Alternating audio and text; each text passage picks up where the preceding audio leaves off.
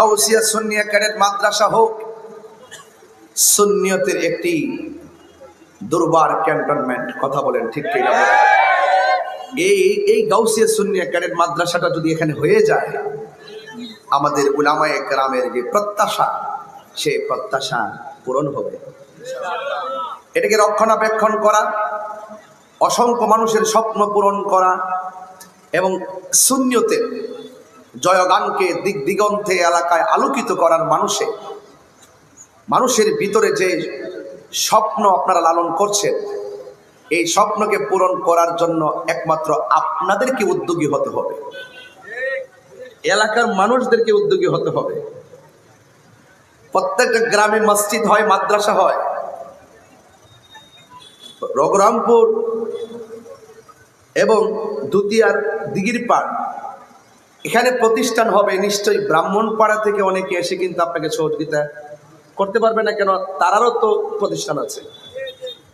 এই জন্য এই এলাকায় আপনারাই এই প্রতিষ্ঠান আপনাদেরকে করতে হবে। আমি শুনেছি যে এই প্রতিষ্ঠানের জন্য আপনারা জায়গা নিয়েছিলেন, তো আমাদের আর্থিক এবং টাকাটা গোছানোর সময়ের মানে ব্যত্যয় ঘটার কারণে জায়গাটা ছুটে গেছে। এটা তো হতেই পারে, যার সাথে আপনি কমিটমেন্ট করলেন সময় মতো যদি আপনি দিতে না পারেন, তাহলে তো সেটা উনি নিয়ে যাবে, এটি স্বাভাবিক। এখন আপনার একটু বলুন তো, এখানে এই প্রতিষ্ঠানটা হওয়ার দরকার আছে না নাই? এই মাদ্রাসাটা হওয়ার পক্ষে কারা কারা আছেন একটু হাত তুলেন তো দেখি, ইনশাআল্লাহ।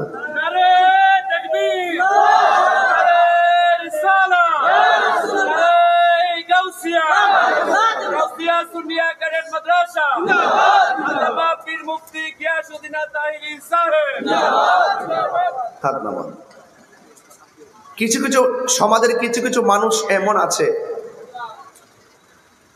যাদের উসিলায় সমাজে অনেক বড় বড় কাজ হয়। সর্বপ্রথম আমি এই এলাকার বিত্তশালী যারা রয়েছেন, যাদেরকে আল্লাহ তৌফিক দিয়েছেন, আপনাদের কাছে আমি উদাত্ত আহ্বান করব, এই প্রতিষ্ঠানটা করার ক্ষেত্রে আপনারা সর্বোচ্চ সহযোগিতা করবেন। আর এই জায়গাটা যদি আমরা নিতে পারি, জায়গা কি এটা না, আর পাশে দেখতেছেন, যদি জায়গাটা নেওয়ার সিদ্ধান্ত হয়, আমি অনুরোধ করব আপনারা অবশ্যই আপনারা সর্বোচ্চ সহযোগিতা করবেন। আর একটা জায়গা কিনতে গেলে তো 40-50 লক্ষ টাকা আপাতত লাগবে। এই টাকা তো এই মাহফিল থেকে উঠানো সম্ভব না।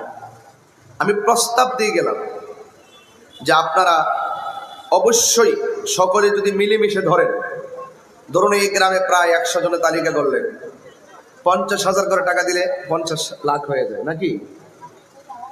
20,000 10,000 করে দিলে এই প্রতিষ্ঠানটা হয়ে যাবে। এটা বেশি কষ্ট না। সকলে মিলেমিশে একটা কাজ ধরলে যে কোনো কাজ হয়ে যায়।